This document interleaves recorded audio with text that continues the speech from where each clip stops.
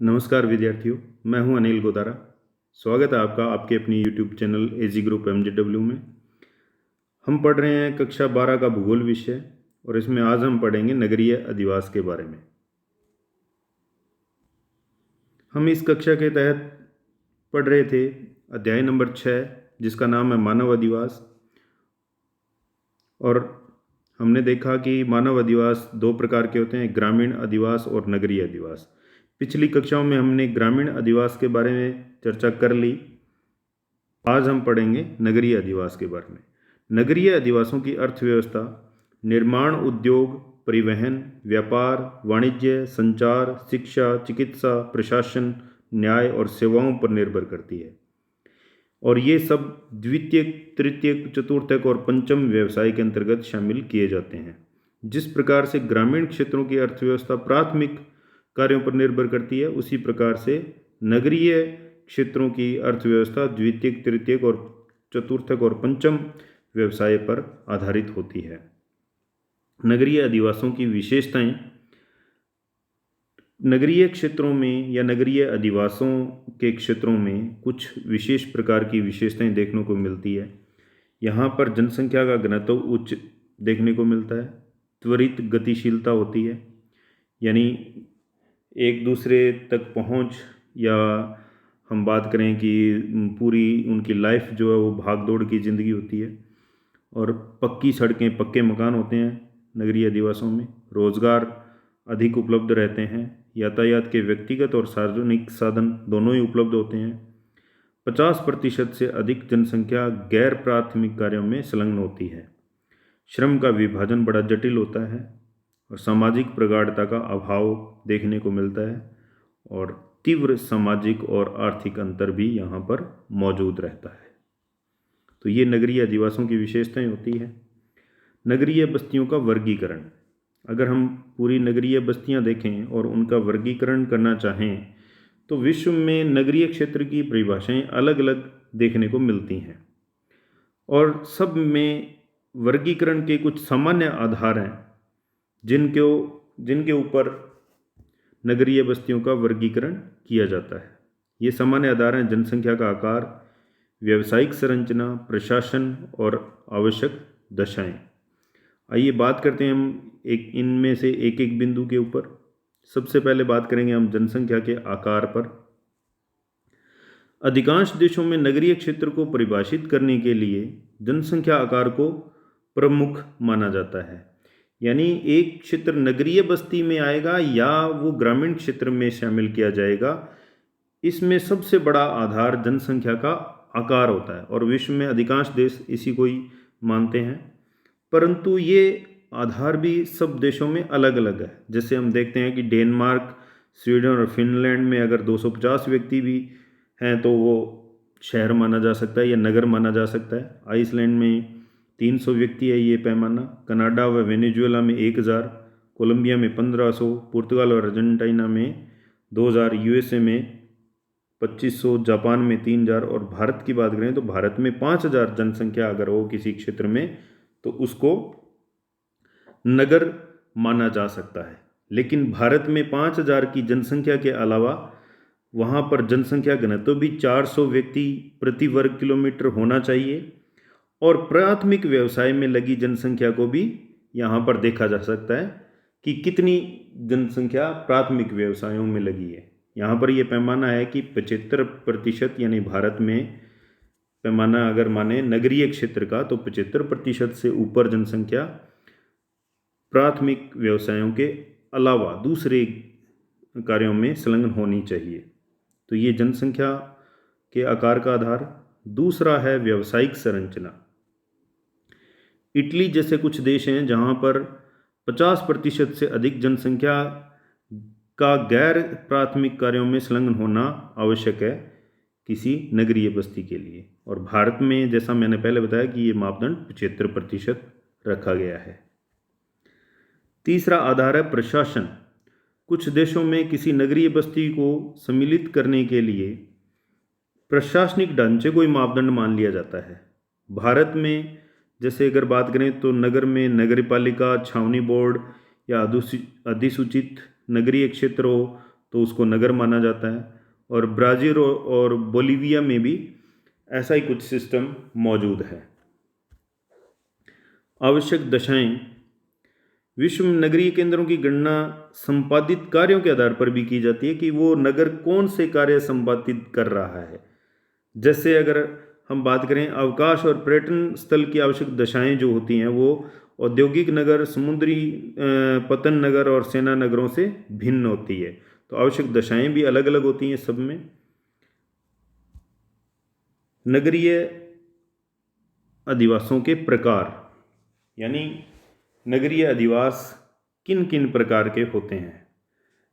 नगरों को उनके आकार, यानी उनको कितने क्षेत्र में वो फैले हुए हैं, उपलब्ध सुविधाएं, वहाँ पर कौन कौन सी सुविधाएं मौजूद हैं, और संपादित किए जाने वाले कार्य और जनसंख्या के आधार पर, यानी अभी जो हमने देखा उनमें से उन्हीं आंकड़ों के आधार पर कई नामों से जाना जाता है, जैसे नगर, महानगर, सन्नगर और वृहत नगर। आइए हम चर्चा करते हैं इनके ऊपर बारी बारी से। नगर, नगर किसको कहा जाएगा? जहां पर जनसंख्या 1 लाख से अधिक हो किंतु 10 लाख से जनसंख्या कम हो, और उस जनसंख्या का 50% से अधिक गैर प्राथमिक कार्यों में संलग्न होना चाहिए। इसके उदाहरण हैं भारत में राजस्थान राज्य का बीकानेर नगर। तो सबसे पहले हमने देखा कि नगर जिसमें जनसंख्या 1 लाख से 10 लाख के बीच में होनी चाहिए, 50% से ज़्यादा जनसंख्या गैर प्राथमिक कार्यों में लगी हुई हो, तो वो नगर कहलाएगा। दूसरी श्रेणी है महानगर की। इसको मेट्रो सिटी भी बोला जाता है, इस नाम को भी आप याद रखेंगे। यहाँ पर जनसंख्या 10 लाख से अधिक होती है, उसको महानगर की श्रेणी में सम्मिलित किया जाता है। औद्योगिक, व्यापारिक, प्रशासनिक और शैक्षणिक गतिविधियों के केंद्र होते हैं ये स्थान, यानी यहाँ पर उद्योग धंधे भी संचालित होते हैं, व्यापार बहुत बड़े पैमाने पर होता है, प्रशासन भी होता है और शैक्षिक संस्थान भी बहुत सारे होते हैं। इसके उदाहरण प्रस्तुत करते हैं भारत के राजस्थान राज्य के जयपुर, जोधपुर और कोटा नगर। तीसरी श्रेणी है सन्नगर की, जैसा कि नाम से स्पष्ट है, और ये नाम सबसे पहले दिया था पैट्रिक गिडीज ने 1915 में इस शब्दावली का इस्तेमाल किया था। ये आप याद रखेंगे, ये बहुत ही महत्वपूर्ण है। 1915 में पैट्रिक गिडीज, ये प्रश्न पूछा जा सकता है आपसे। और ये कैसे विकसित होता है? अलग अलग नगरों के मिलने से विशाल नगरीय क्षेत्र विकसित होते हैं। जैसे एक नगर ये है और एक नगर ये है, ये धीरे धीरे बढ़ते हुए, जैसे जनसंख्या बढ़ती है इनका क्षेत्र बढ़ता है, वैसे वैसे वैसे वैसे बढ़ते बढ़ते ये दोनों मिल जाते हैं आपस में, और पता ही नहीं चलता कि कौन सा शहर कहाँ था। तो इस प्रकार से ये एक बड़ा विशाल रूप धारण कर लेते हैं, और इसी को ही सन्नगर बोला जाता है। इसके उदाहरण विश्व में ग्रेटर लंदन, टोक्यो और शिकागो है। भारत की बात करें तो भारत में ग्वालियर, दिल्ली, गुड़गांव, यानी दिल्ली पहले अकेला था और गुड़गांव साथ में मिल गया तो दिल्ली गुड़गांव, और इसी प्रकार से दिल्ली नोएडा इसके उदाहरण प्रस्तुत करते हैं। चौथा है वृहत नगर, यह इसको मेगालोपोलिस भी बोला जाता है, इस नाम को भी आप ध्यान में रखेंगे। ये शब्द सर्वप्रथम इस्तेमाल किया था जीन गॉटमैन ने, और 1857 में। इसको भी आप याद रखेंगे अच्छे से, क्योंकि ये भी परीक्षा के लिहाज से बड़ा महत्वपूर्ण है। ये विशाल नगर भी कहे जाते हैं। यहाँ पर जनसंख्या 50 लाख से अधिक होती है, और इनको विश्व नगरी नाम से संबोधित भी किया जाता है। इसको भी आप याद रखेंगे, वृहत नगर, मेगालोपोलिस, विशाल नगर या विश्व नगरी एक ही चीज़ है। और इसके उदाहरण प्रस्तुत करते हैं greater London, Tokyo, Paris, New York, Moscow, Beijing, Delhi, Kolkata, Mumbai और चेन्नई। ये सब इसी के उदाहरण हैं। तो हमने देखा कि नगरों को उनके आकार, उनकी जनसंख्या के आधार पर 4 भागों में बांटा जाता है, और ये 4 नाम हैं नगर, महानगर, सन्नगर और वृहत नगर। अब बात करते हैं नगरीय अधिवासों की समस्याएं कि नगरीय अधिवासों में कौन कौन सी समस्याएं मौजूद रहती हैं। सबसे पहले है अत्यधिक जनसंख्या घनत्व और नगरों का बढ़ता आकार। नगर, आपको पता है कि नगर अपनी सुविधाओं के चलते जनसंख्या को आकर्षित करते हैं, और ये सुविधाएं हो सकती है रोजगार की उपलब्धता, चिकित्सा, शिक्षा आदि की उपलब्धता। इससे क्या होता है कि नगरों में जनघनत्व तेजी से बढ़ता है, और ऐसे में नगरों में भूमि की कीमत अधिक हो जाती है और लोग छोटे छोटे आवासों में रहने के लिए मजबूर हो जाते हैं, और इस तरह से यातायात भी बढ़ता है और आवागमन सुबह और शाम के वक्त बाधित भी रहता है। ये समस्याएं नगरों में देखने को मिलती है। उदाहरण के लिए हम देखें तो भारत में 1981 में केवल 1981 में केवल 9 नगर थे, और जिनको महानगर की श्रेणी में शामिल किया जा सकता था वो संख्या अब 53 तक पहुंच गई है। तो इस प्रकार से बहुत तेज़ी से ये जो आकार है ये बढ़ता जा रहा है। और इसी प्रकार से विश्व में 2005 में 438 महानगर थे, जो कि वर्तमान समय में ये संख्या 600 तक पहुंच गई है। तो इस प्रकार से हम देखते हैं कि नगरों का आकार बढ़ रहा है वहाँ पे, और जनघनत्व भी बढ़ता जा रहा है। ये नगरीय एक समस्या का रूप धारण कर रहा है। दूसरी समस्या है गंदी बस्तियों का प्रादुर्भाव। नगरों में जनघनत्व अधिक होता है और वहाँ पर जनसंख्या वृद्धि से आवासीय भवनों की कमी हो जाती है, और इससे क्या होता है कि गंदी बस्तियों का प्रादुर्भाव वहाँ पे होता है, या गंदी बस्तियाँ धीरे धीरे पनपने लगती है। और कई नगर तो ऐसे भी हैं जहाँ पर एक कमरे में पूरा परिवार ही रहता है, और ये जो गंदी बस्तियाँ होती हैं इनमें प्रकाश, वायु, स्वच्छ पेयजल आदि सुविधाओं से ये वंचित रहती है। मुंबई की बात करें तो 10% जनसंख्या गंदी बस्तियों में निवास करती है। तीसरी समस्या पर्यावरण प्रदूषण को लेकर है। नगरों में यहाँ पर बहुत बड़े पैमाने पर उद्योग होते हैं, यातायात के साधन होते हैं जिनसे हानिकारक और जहरीला धुआं निकलता है, और इस धुएं से और इस जहर से और इस प्रदूषण से वहाँ के लोगों को कई बीमारियाँ घेर लेती हैं। और टोक्यो की बात करें तो टोक्यो में इतना अधिक प्रदूषण है कि वहाँ पर कई बार कृत्रिम सांस की आवश्यकता पड़ती है। ऐसा ही कुछ भारत के दिल्ली शहर में भी देखने को मिल रहा है, और भारत में दिल्ली, मुंबई, कोलकाता में कुछ ही वर्षों में प्रदूषण का स्तर 2 गुना हो चुका है।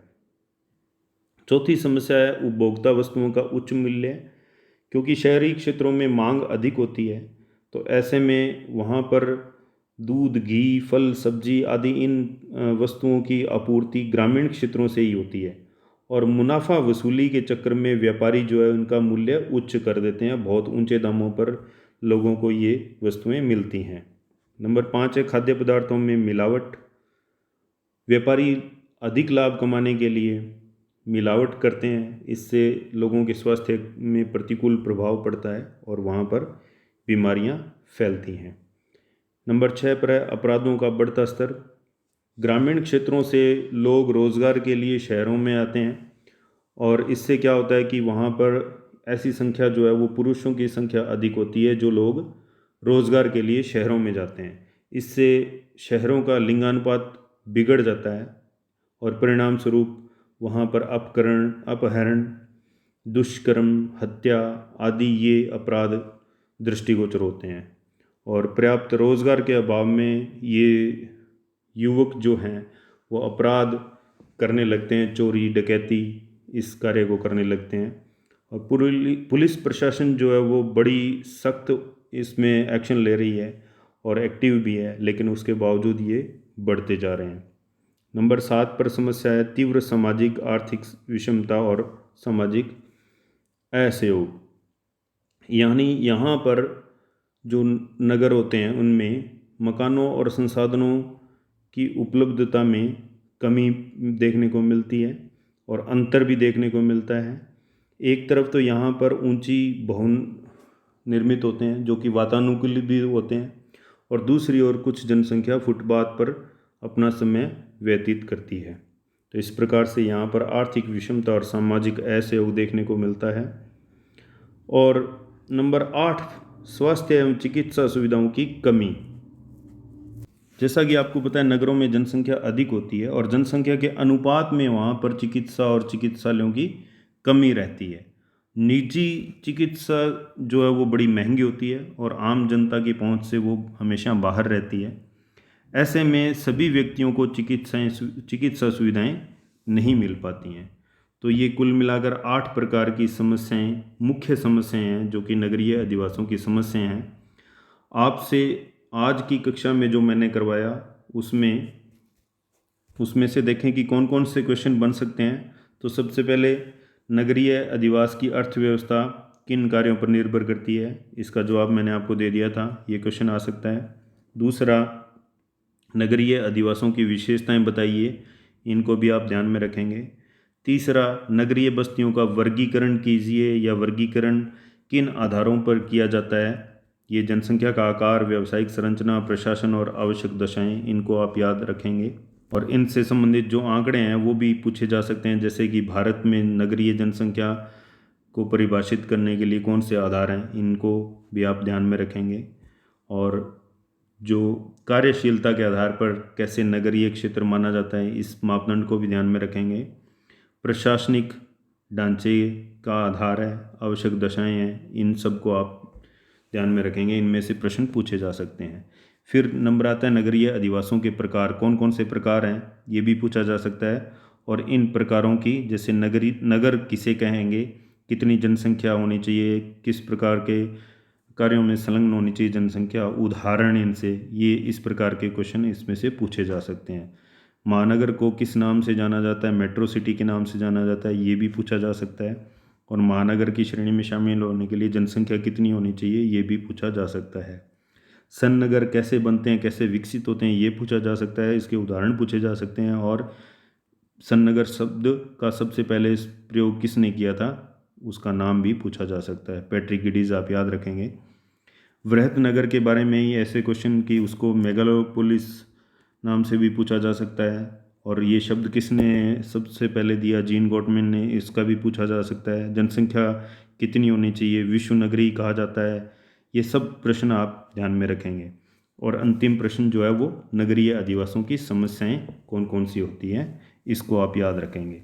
अगली कक्षा में हम पढ़ेंगे, जैसा कि इसमें देखा गया कि गंदी बस्तियों का प्रादुर्भाव एक है, तो आपकी पुस्तक में एक गंदी बस्तियों पर एक विशेष रूप से नोट है और उसके बारे में हम अध्ययन करेंगे अगली कक्षा में। तो अगली कक्षा में फिर मिलेंगे,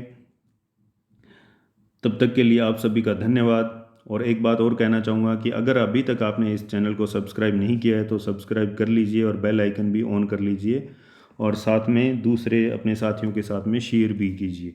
आप सभी का एक बार पुनः धन्यवाद।